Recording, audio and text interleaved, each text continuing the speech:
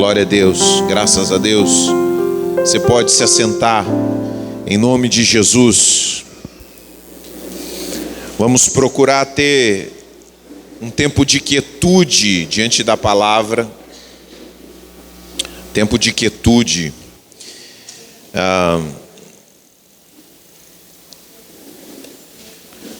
Vamos abrir nossas Bíblias no livro de Neemias, capítulo 6. Neemias, capítulo 6.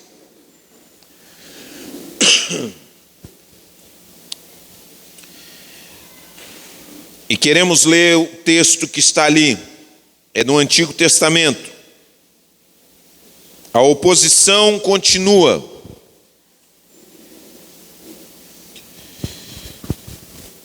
O título da nossa mensagem dessa noite é Sem Tempo para Ninharias. Você sabe o que é uma ninharia, né? Ninharia é uma coisa que não tem importância. Mas muitas pessoas acabam enredadas por ninharias. Sua caminhada é enredada por ninharias. Por coisas pequenas, por bobagens, por coisas que podem até ter alguma importância, mas não merecem nossa atenção. E nós queremos ler aqui um texto no qual o grande líder Neemias, ele é tentado a perder sua atenção. Nós queremos ler o texto. Sambalate, Tobias, Gesem, o árabe, e o restante de nossos inimigos descobriram que eu havia terminado de reconstruir o muro e que não restavam brechas, embora as portas ainda não tivessem sido colocadas em seus lugares. Como vocês conhecem muito bem a história de Neemias, o muro tinha sido destruído, a cidade havia sido destruída, o povo estava desanimado e Deus coloca no coração de Neemias voltar para reconstruir. E, como vocês sabem, todo o bem que Deus realiza nesse mundo sofrerá oposição. Presta bem atenção, todo o bem que Deus realiza nesse mundo, na nossa vida, na vida dos nossos irmãos, vai em algum tempo sofrer oposição. Então Sambalate e Gesem enviaram uma mensagem pedindo que eu me encontrasse com eles num dos povoados da planície de Ono. Vejam só. Queriam conversar em um lugar distante dos olhos das pessoas. Sabendo que eles planejavam me fazer mal, respondi com a seguinte mensagem. Mandou um WhatsApp. Se tivesse WhatsApp naquela época. Mandou um WhatsApp para esse povo aí. Que adicionou ele no grupo. Ele deve ter saído logo em seguida. Ele disse assim: estou envolvido com uma obra muito importante. E não posso ir. Por que eu deveria interromper o trabalho para me encontrar com vocês? Pode botar o texto aí, de outra versão? Eu gosto dessa versão. Estou fazendo uma grande obra, de modo que não poderei descer. Por que cessaria essa obra enquanto eu a deixasse e fosse ter convosco? Olha só. Deixa esse texto aí. Esse texto aí, depois a gente passa adiante, tá? 4 vezes eles enviaram a mesma mensagem, e cada vez lhes respondi da mesma forma. Na 5ª vez, quando eles viram que não ia dar, não ia resolver, tem coisas que nós temos que ser casca grossa. Tem coisas que a gente tem que ser casca grossa na nossa vida. Tem coisas que a gente tem que ser flexível. Mas no que diz respeito às coisas de Deus, na nossa determinação, nós temos que ser casca grossa. Quanto mais baterem, mais a gente tem que ficar firme. Porque maior é a obra de Deus na nossa vida.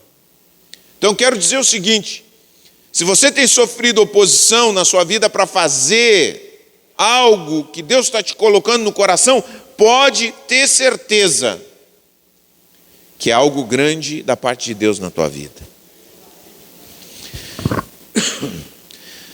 Há um boato entre as nações, aí está a conversa fiada deles. Há um boato entre as nações vizinhas, e Gesem o confirma, que você e os judeus planejam se rebelar, e por isso estão reconstruindo o muro, porque Neemias estava debaixo da autorização do rei para estar ali. De acordo com esses relatos, você planeja se tornar o rei deles.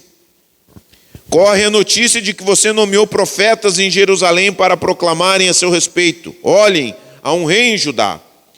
Pode ter certeza de que essa informação chegará ao conhecimento do rei. Sugiro, portanto, que venha conversar com a gente. Nós vemos isso aí, vamos ver o que nós podemos te ajudar e tal. Eu lhe respondi: nada do que você diz é verdade. É tudo invenção sua. Estavam apenas tentando nos intimidar e imaginavam que iríamos interromper a obra. Assim, continuei o trabalho com determinação ainda maior. Amém? Propósito dessa palavra é que você continue a obra de Deus com determinação ainda maior. Que o Espírito que agia em Neemias, que é o Espírito Santo de Deus e que está sobre a nossa vida, também haja sobre a tua vida nessa noite, em nome de Jesus. Amém? Porque, na maioria das vezes, o inimigo não consegue nos tirar ou nos afastar de servirmos a Deus. Não diretamente ou não de uma forma imediata. As forças das trevas, elas primeiro tentam nos desanimar. Elas querem nos desanimar. Então a gente vai perdendo o ânimo. Quando você perde o ânimo, é um sinal de alerta. Cuidado se você está desanimado. Está na hora de reacender esse fogo dentro do coração. Desânimo é um sinal de alerta. Agora, quando a obra das trevas não consegue nos desanimar, ela procura nos fazer perder tempo. Então, às vezes você está envolvido em algo importante, você se distrai. Te conseguem um novo compromisso que absorve a tua atenção e você não consegue dar atenção àquilo que Deus te chamou para fazer. Você começa a perder tempo. E quando o inimigo não consegue nos fazer perder tempo, ele tenta nos amedrontar. Ele começa a nos assustar a respeito daquilo que nós estamos fazendo, a respeito, quer colocar em nós um sentimento de incapacidade, que nós não vamos conseguir, que não vai ser possível, que nós vamos ser derrotados e tudo mais. Esse combo de ataques na nossa vida tem um único e exclusivo objetivo, que é fazer a gente parar a obra que Deus está fazendo na nossa vida, na nossa família, no nosso dia a dia, no propósito que Ele colocou dentro do nosso coração. Então a gente tem que ter muito cuidado. Olha, quando eu comecei a servir a Deus, é incrível, né? Quando eu aprontava na rua, pouca gente chegou e me abraçou, quase ninguém chegava e dizia assim: ô Fabiano, cara, tu está muito perturbado, para com essa vida aí, cara, por que tu não te torna um cara, poderia ser um cara legal? Não, ninguém nunca me falava nada, nem me abraçava, nem nada. Agora, quando eu decidi servir a Deus, e aí o pessoal via eu cruzar com a Bíblia debaixo do braço, louco, né? Imagina, o cara vivia aprontando, atazanando a vida dos vizinhos, daqui a pouco andava com a Bíblia aí no meio da rua, indo para o culto. Virei crente.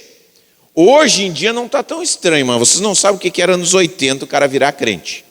Com a biblinha preta. E o que aconteceu? Nesse momento da minha vida, surgiram as críticas de todo lado. De todo lado. Ah, mas que desperdício de juventude. Ir para dentro de uma igreja. Ir para dentro de uma igreja é uma coisa de velho. Deixa para quando tu ficar velho para ir para a igreja. Meus parentes diziam isso. Quando eu estava mal, não diziam nada. Vai lá, continua assim. Outros, e muitas vezes, na escola me diziam assim, ô tchê, crente, nas igrejas evangélicas só tem gente ignorante. O que tu vai fazer lá na igreja? Igreja é coisa de ignorante. Ou então um guri, está estudando. Olha só os conselhos que a gente ouvia. Por quê? Porque é a obra das trevas. Quer dizer, e além disso, minha família também se opunha à minha fé. Isso foi só o complemento de tudo, vamos dizer, a cereja do bolo. Não, mas que isso? Não, tu está indo demais na igreja. Tu vai mais na igreja do que o pastor. E o pior é que eu ia mais na igreja que o pastor mesmo. Está indo mais na igreja que o pastor, tu vai pirar desse jeito.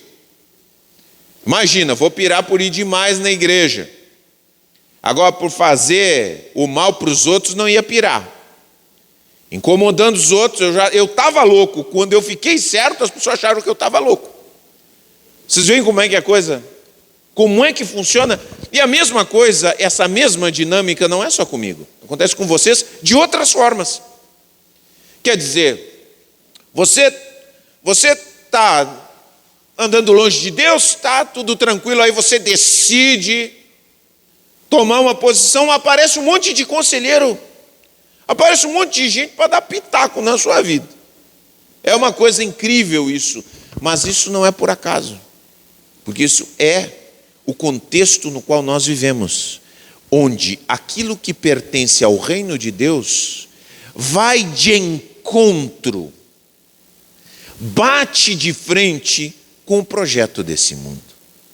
E quando você olha também para a televisão, para completar, né? Tudo.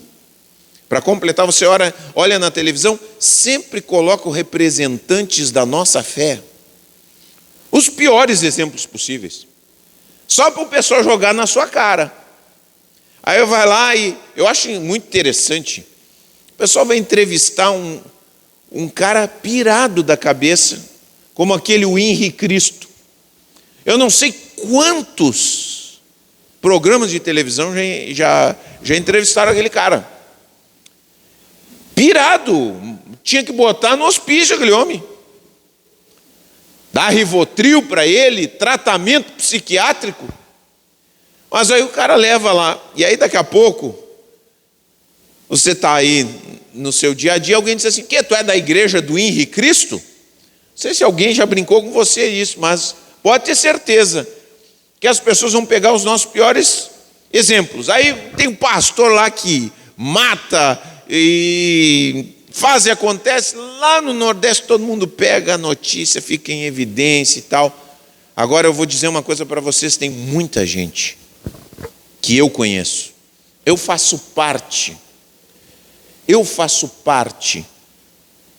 de uma organização em que existem pessoas trabalhando em favelas, trabalhando em lugares não receptivos, com pessoas pobres, com lugares difíceis, que ninguém sabe o nome deles, mas eles estão lá ajudando crianças carentes, pessoas transtornadas, pessoas que estão desajustadas dentro da sociedade, a se reintegrarem, a terem suas vidas transformadas por meio do Evangelho de Cristo.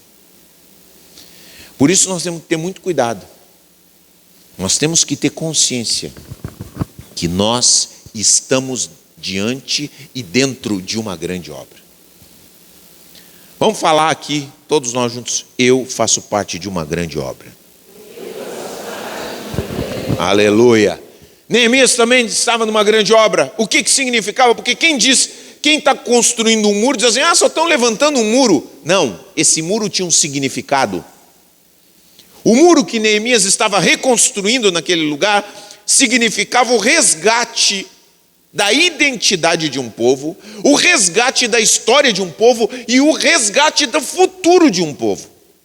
Era uma grande obra. Nós muitas vezes achamos, daqui a pouco você vem aqui para esse culto e você não tem a ideia, nem a importância, nem a consciência do que Deus está colocando no teu coração, a semente que Ele está colocando dentro de ti, para que você realize na sua vida, na sua família, nos lugares onde você vai, coisas maravilhosas pela graça de Deus. Porque a grandeza de Deus se esconde em pequenas coisas. Nós vamos comemorar o Natal. Deus estava encapsulado em um plano de revolta contra esse mundo em uma criança chamada Jesus. E ali Deus realizou uma obra que dividiu a história. Deus faz isso conosco também. Aí nós pegamos, sentamos na igreja e dizemos, mas o que é isso aqui? Isso aqui é uma coisa insignificante, vim aqui, essas cadeirinhas, o que Deus está fazendo? Deus está realizando uma grande obra e nós precisamos ter consciência que estamos sentados na igreja, ouvindo a palavra de Deus. É um privilégio inigualável. Inigualável. Eu quero dizer uma coisa para vocês.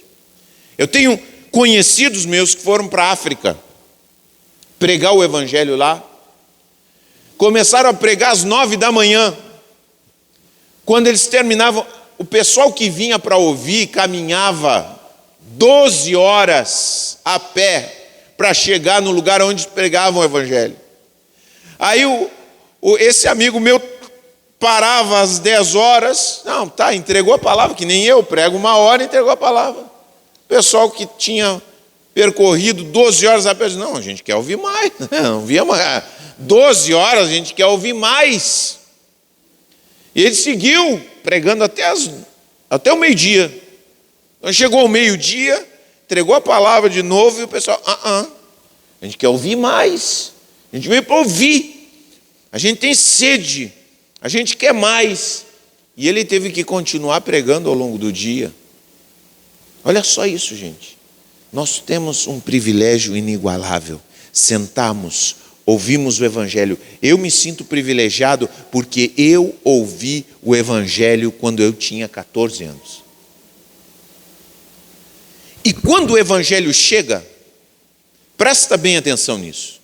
Aonde o evangelho chega, aonde está o cidadão do reino de Deus, não é o religioso. Eu estou falando do cidadão do reino de Deus, que recebeu o evangelho de todo o coração e disse, eu amo. Não é uma pessoa que vem só fazer rituais, cumprir rituais, mas uma pessoa que recebeu a Cristo, uma pessoa que consegue cantar essa canção com o coração.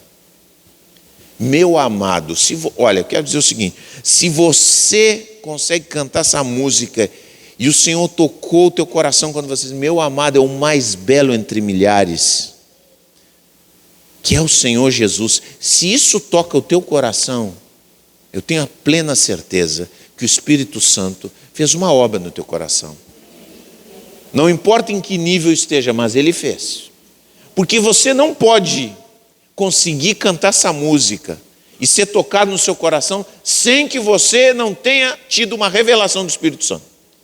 Quando você canta essa música e toca o teu coração, não tem outra, o Espírito já tocou, já te mostrou algo precioso, você é um cidadão do reino. E quando você é um cidadão do reino, nessa grande obra de Deus, você pode perceber, a vida muda. Aonde há cidadãos do reino, presta bem atenção, quanto mais cidadãos do reino tem, mais bons trabalhadores tem. Se você tiver um cidadão do reino trabalhando com você, você vai ter um bom trabalhador. Você vai ter um bom chefe. se ele é cidadão do reino. O trabalho é transformado quando tem um cidadão do reino ali. Quando tem um cidadão do reino, a escola muda. Quanto mais cidadãos do reino tem, quanto mais cidadãos do reino tem, menos droga tem na rua. As pessoas querem programas contra as drogas. Nós temos, na volta, ofertas aqui, em qualquer lugar desse mundo hoje em dia. É o negócio mais rentável que existe. Agora, não tem programa político que vai conter as drogas. Sabe qual é o programa que vai conter as drogas? Corações voltados para Jesus.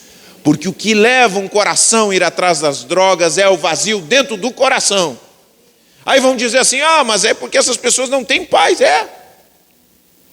Mas elas encontram o verdadeiro Pai.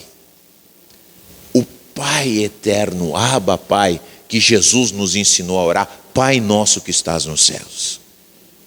Eu tinha problema com o meu pai, mas encontrei o Pai nosso que estás nos céus, e a carência do meu pai foi preenchida pela presença de Deus na minha vida. Essa é a grande obra. A grande obra de Deus espalha a bondade, espalha o amor, sustenta a honestidade. As pessoas podem criticar, mas você tire a fé do mundo. Você não tem ideia, isso não subsistia. Nós íamos virar uma selva. Mas aqui há uma obra de Deus. Aqui nesse mundo é uma obra de Deus. Nós temos que estar conscientes que nós estamos dentro dessa obra. Amém? Você está consciente disso, meu irmão? Que grande obra é essa? Então você vai dizer com Neemias. Vamos lá, estou fazendo uma grande obra. Diga comigo, estou fazendo uma grande obra. Eu espero que você esteja consciente disso. É isso que eu quero que você tenha, consciência. Estou fazendo uma grande obra. Não posso descer. Agora você vai dizer comigo, não posso descer. É aqui que nós vamos proceder algumas reflexões. Não posso descer. Só que muita gente acaba descendo. Está realizando a obra, precisa subir de novo para o trabalho. Por quê? A gente perde o foco. Vocês sabem, vocês viajam. Quem é que viaja de carro aí dirigindo? Quem é que dirige? Sabe para dirigir aí? Faz viagem aí, né? Na estrada, né? Tem outros que acompanham, né? As mulheres só para dar o chimarrão, assim, alcançar o chimarrão. Dar o biscoitinho na boca. Tem outras que só fazem isso aí, né? Que é muito importante. Estou com fome. Eu faço assim, né? E aí a Cláudia já vem socando comida na minha boca. Nem deixa eu botar a mão. Não precisa. Deixa que eu boto na tua boca. Pá. Já vai abastecendo. Ou se não ali, né? Depois coloca a mãozinha para trás assim, ó. Né? Já vão enchendo a mão da gente. Quando você viaja, você sabe que você tem que estar com a sua cabeça e o seu foco na frente. Não pode olhar também para olhar para comer, comida, me dá esse aqui, não. Você não pode fazer isso. Você também não pode ficar olhando as paisagens do lado, prestando muita atenção. Não pode ficar, a pessoa que também está do lado não pode, tem que ter sabedoria, não pode dizer, olha que lindo aquilo ali, porque a gente já fica louco para olhar. Você tem que estar focado. Você tem que olhar para frente. Porque se você não olhar para frente, focado, você pode ter um acidente grave ou você pode não chegar no lugar. Por exemplo, eu sou assim especialista, eu e a minha esposa, ela também. Juntinhos, somos dois. Somos especialistas em nos perder. O Fabrício também né? O Fabrício é bom, que nem o pastor dele, né? Ou se tem uma possibilidade de eu me perder, eu vou me perder.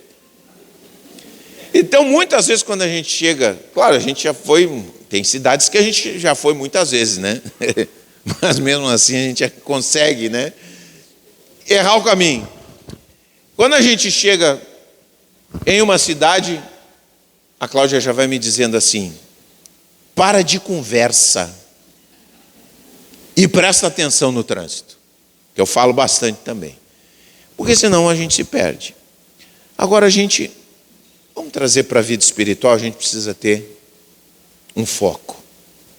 A gente precisa ter a nossa atenção fixa naquilo que nós queremos, o que está acontecendo. Não é só um problema, não é só alguma coisa de agitação. Nós estamos em uma questão espiritual, estamos em uma grande obra, e essa obra continua quando você chega em casa, quando você briga com a sua esposa, quando você tem problema com seus filhos, quando você vai para a escola, quando você tem problema com o professor, quando você tem problema lá no trabalho, na sua vizinhança. Toda essa grande obra essa história, ela não acontece só aqui. No dia de domingo ela está acontecendo permanentemente. E a todo momento nós somos distraídos. Há uma série de questões que acontecem na nossa vida para nos distrair, e nós temos que ter muito cuidado. E a primeira coisa acontece aqui no texto, eu quero compartilhar com vocês. Primeira coisa que o inimigo usa para nos distrair. Eu não vou falar de tentações. Tentações você já sabe. Você já é craque, é óbvio isso. Mas eu vou falar uma das coisas. Provocações. O inimigo tenta nos provocar. Como ele nos provoca? O que é provocar? Provocação é quando você tenta dizer para a pessoa: prova que tu é homem, por exemplo. Prova que tu é homem. Você já viu quantos homens já acabaram com a sua própria vida tentando provar que eram homens? Que eram macho. Sou macho. Mas não é só isso.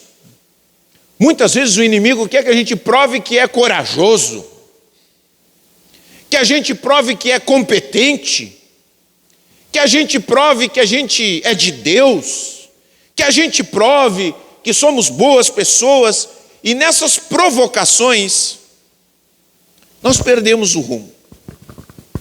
Perdemos o rumo. Eu vou contar duas histórias para vocês aqui. Uma eu ouvi ontem. Um Uber,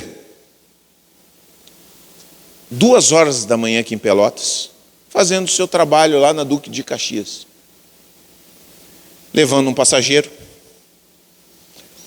Daqui a pouco, ele topa com um carro, aqueles carros rebaixados, som a todo trapo.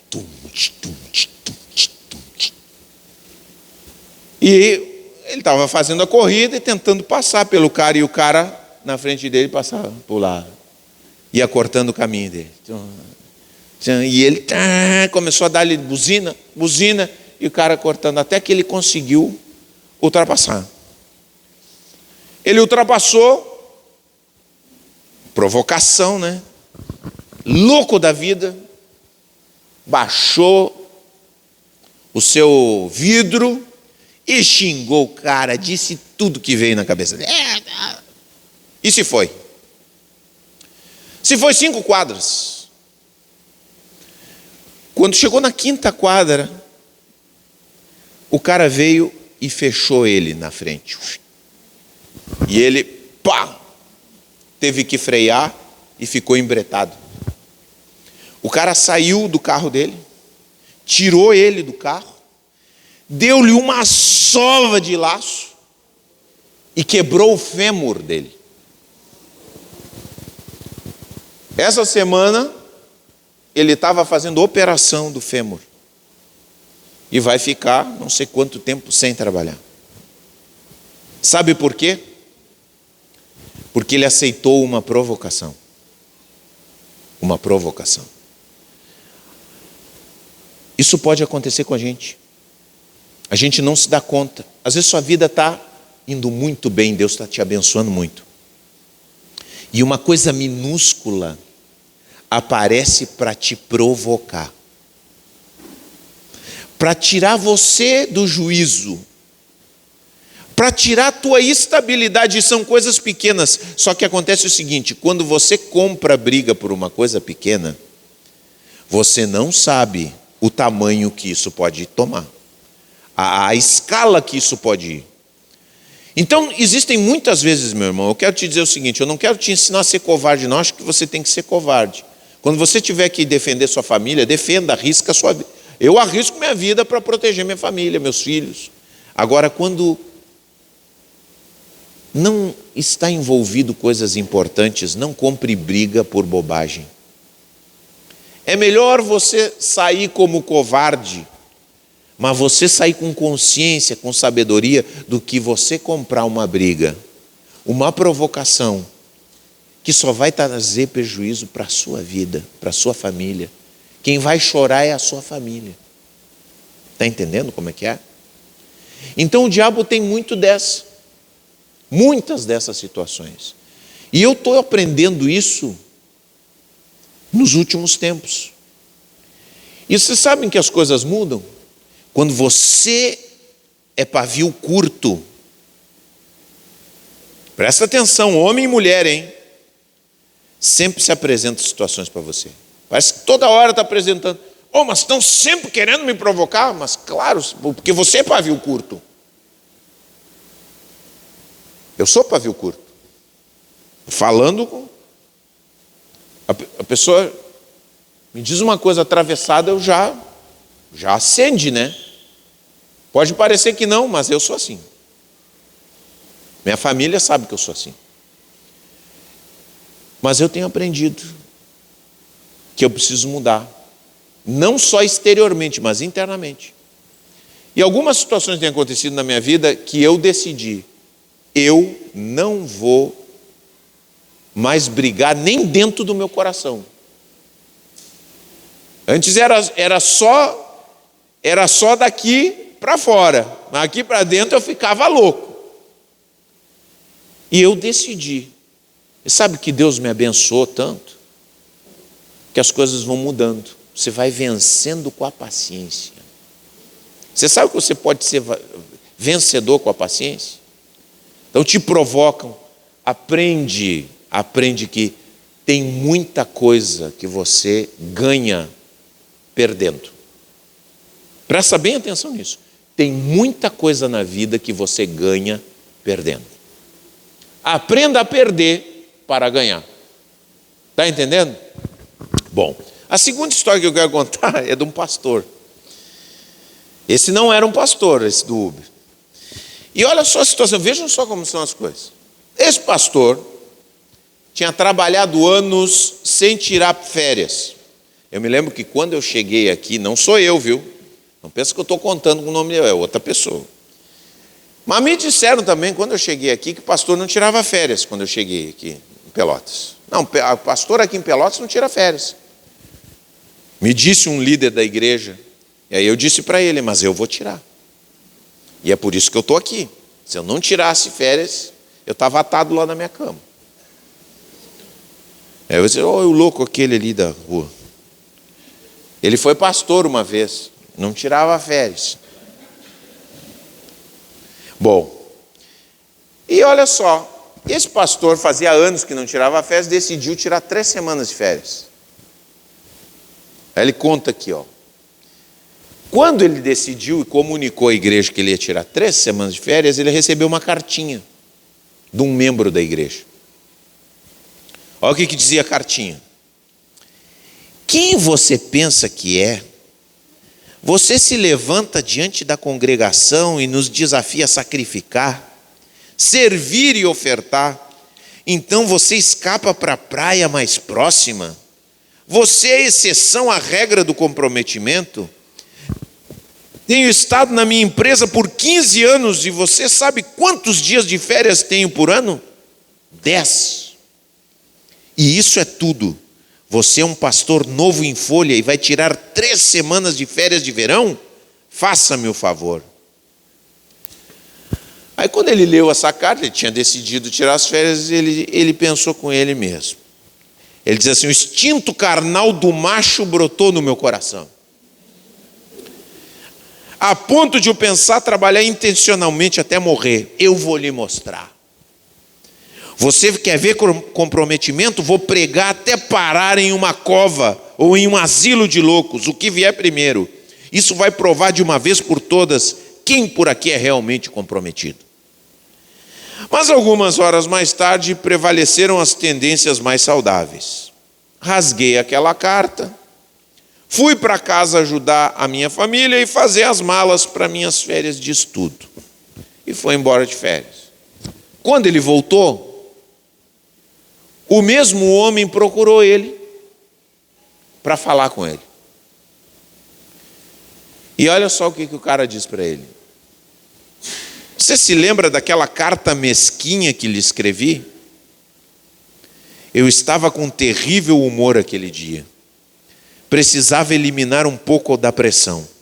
Espero que você não tenha levado a sério. Espero que você tenha tido férias maravilhosas.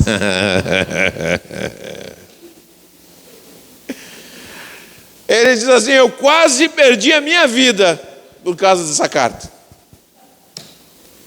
Você está vendo como é que é as coisas? Você está vendo como o diabo faz? Te provoca para que você saia do rumo da grande obra que você está realizando, que Deus está realizando na tua vida. Então, não aceite provocações. Perder muitas vezes é vencer. Não esqueça disso, em nome de Jesus. Segunda coisa, presta bem atenção. Segunda coisa que eu quero que você preste atenção, que muitas vezes te tira do lugar. Fofocas. Você sabe por que a gente gosta de fofoca? Quem aí gosta de fofoca?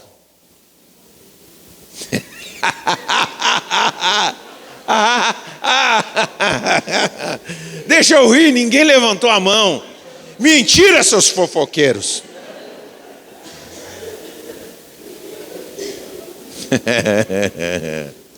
Mas você sabe por que as pessoas, não nós aqui, as pessoas lá de fora, gostam de fofoca? Você sabe por quê? Porque, na verdade, a fofoca nos faz sentir superiores às pessoas. Você fala da desgraça alheia, você se sente um pouquinho melhor. Entendeu? Pá, olha só o que fulano, olha o que aconteceu com a família do fulano. Olha, o marido e a mulher estão brigados. Aí você que está com a sua esposa, relacionamento meio frio, até diz assim: eu não estou tão mal quanto aquele ali. Ou tu viu o filho do fulano de tal, a filha do fulano, o que está fazendo? É melhor, mas meu filho, né? Meu filho também não está indo muito bem, mas pelo menos não é como o filho do fulano. A gente gosta de ouvir fofoca, colega antigo, aqueles que estudaram com você. Tu viu como é que o Ayrton está acabado? Aí você chega a vibrar por dentro. Por dentro você fica assim, né? Você se olha, é mesmo, né? É que eu estou bem, tal. Fofoca nos faz sentir superiores. Mas o que acontece quando a nossa vida fica tomada pela fofoca? Porque existem pessoas que estão sempre envolvidas em fofoca, no sentido de que estão sempre nisso, ouvindo e falando, ouvindo e falando, ouvindo e falando, tomando e recebendo e tal, aquela coisa.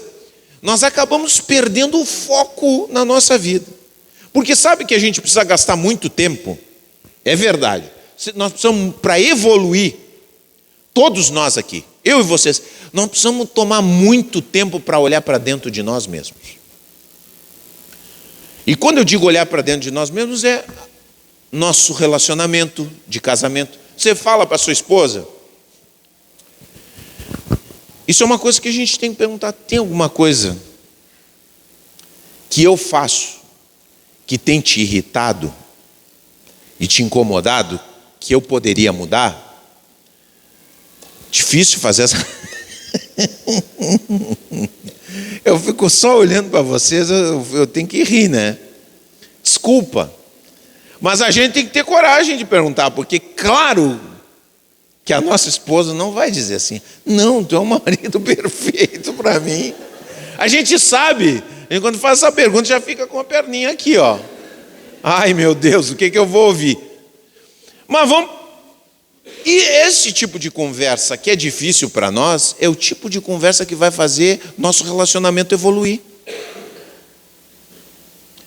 A conversa que nós temos conosco mesmo, sozinhos em casa, nós precisamos pensar o que eu preciso mudar. Quais são os sentimentos que estão brotando na minha vida que eu não gosto, porque tem coisas que aparecem na minha vida que eu não quero.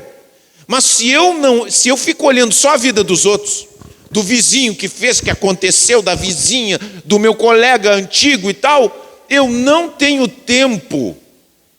Eu acabo me absorvendo pela fofoca e não permito que a obra de Deus seja construída no meu coração. E eu preciso gastar tempo sondando minha alma, sondando o meu coração. É uma coisa que eu procuro fazer. Gente, não é à toa que muitos líderes espirituais caem. Sabe por quê? Tem líderes espirituais que só ficam se doando para as outras pessoas e não param para cuidar do seu próprio coração. E pessoas também, muitos de nós estamos só para o trabalho. Para um pouquinho. Por que uma série de eventos se repetem na minha vida? Eu tenho que parar para pensar. Por que eu estou com raiva? Do que eu estou com medo? Aonde eu estou conduzindo a minha vida? Por que eu abandonei essas práticas? E por que eu estou fazendo algumas coisas que não são boas para mim? Essas coisas eu preciso cultivar dentro do meu coração. E se eu viver só na fofoca, ouvindo, me alimentando os outros, eu não vou crescer. E o inimigo me entrega isso de bandeja. Terceira coisa, falamos sobre provocações, sobre fofoca, e agora vamos falar sobre inflexibilidade. Tem pessoas que não vão adiante na obra, porque elas não são flexíveis. Vamos adiante, a fofoca já passou, as minhas metas são excelentes. Conhece essa frase aí? Feito é melhor que? Sabem? Como é que é essa frase aí? Feito é melhor que? Só que tem pessoas que são inflexíveis. Sabe o que é uma pessoa inflexível? Uma pessoa inflexível é uma pessoa que espera que tudo esteja perfeito para se mover. Então pensa assim, o mecânico que só trabalha com aquela ferramenta.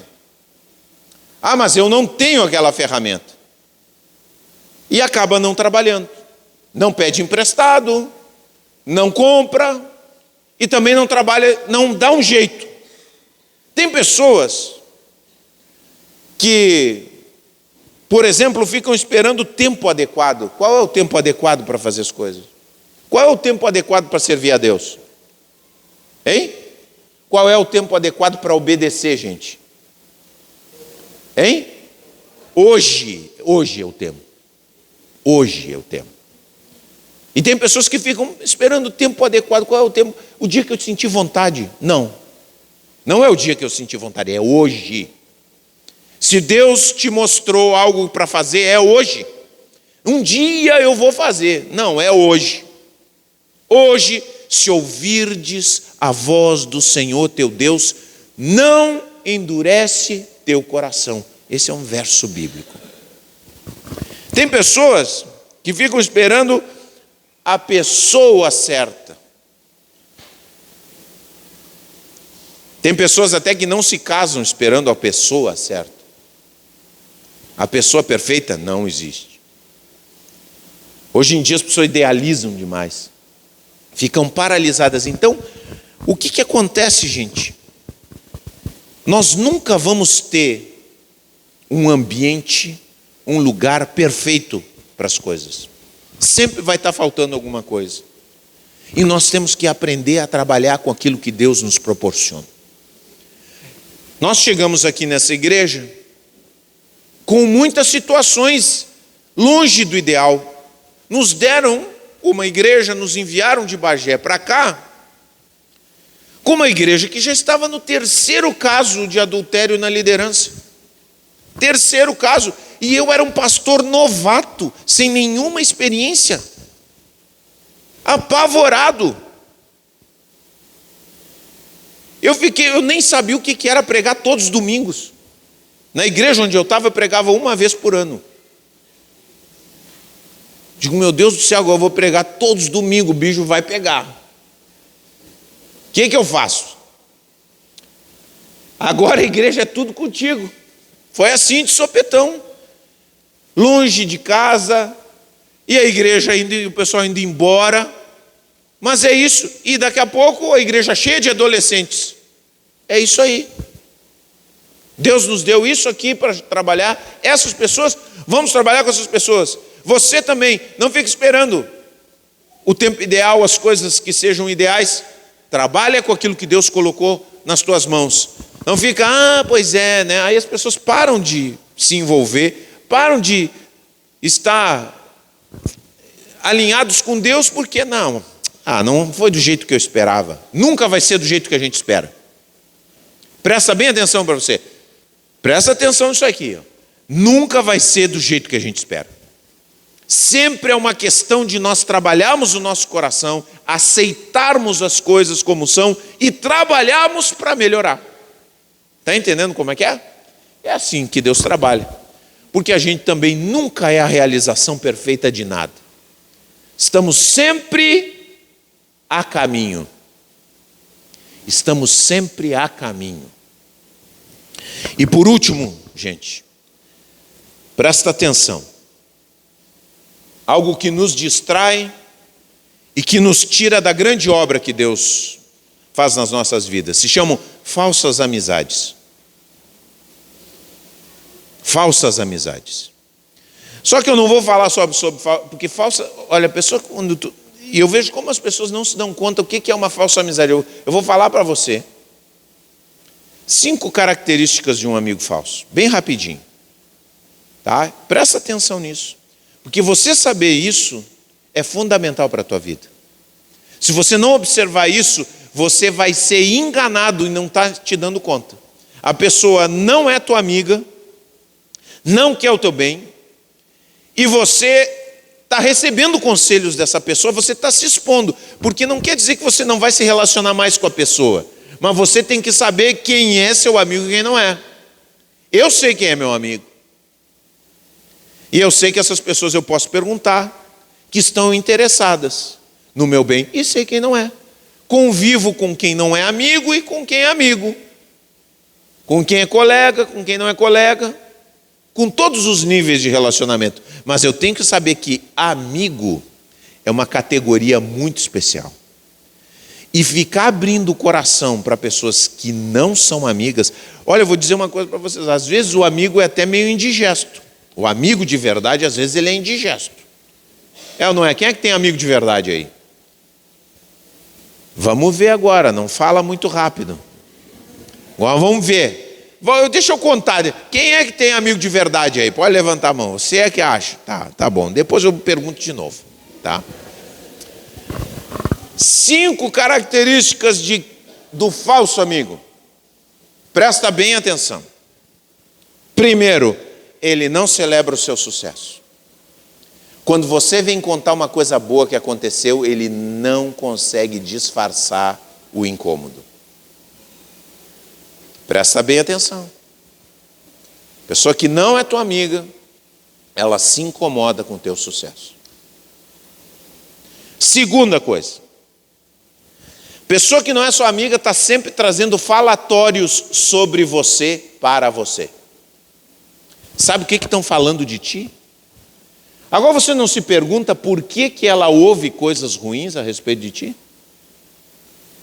Porque quem é teu amigo não permite que falem mal de ti.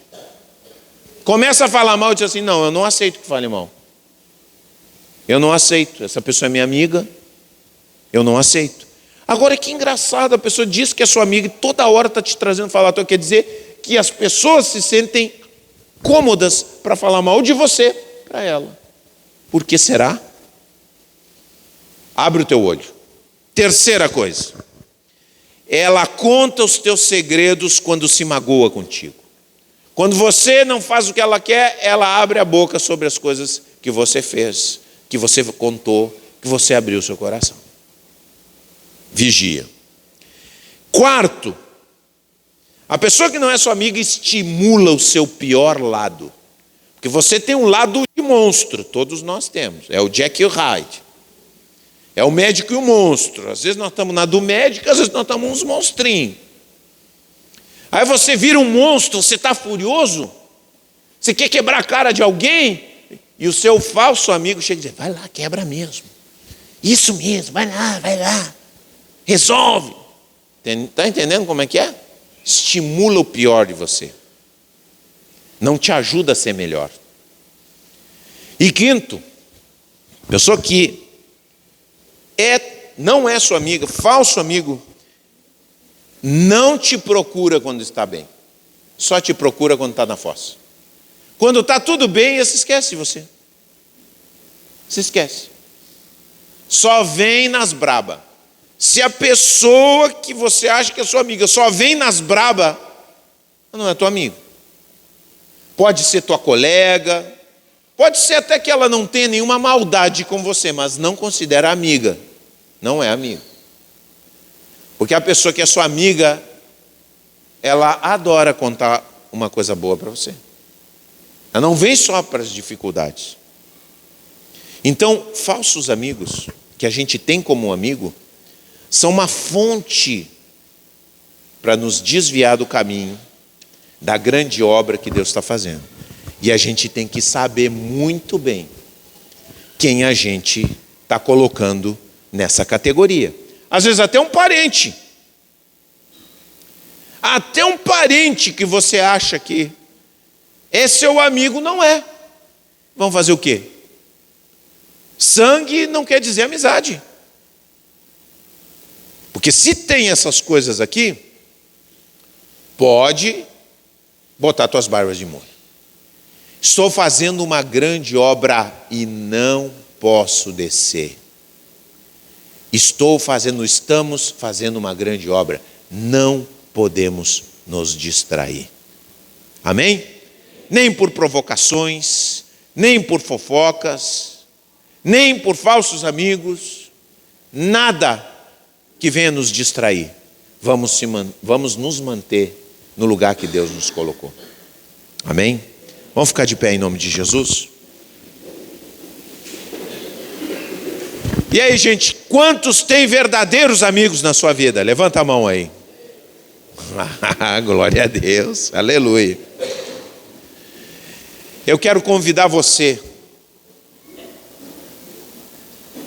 se você deseja no seu coração se manter firme na grande obra que Deus está fazendo, se manter firme, porque não é fácil,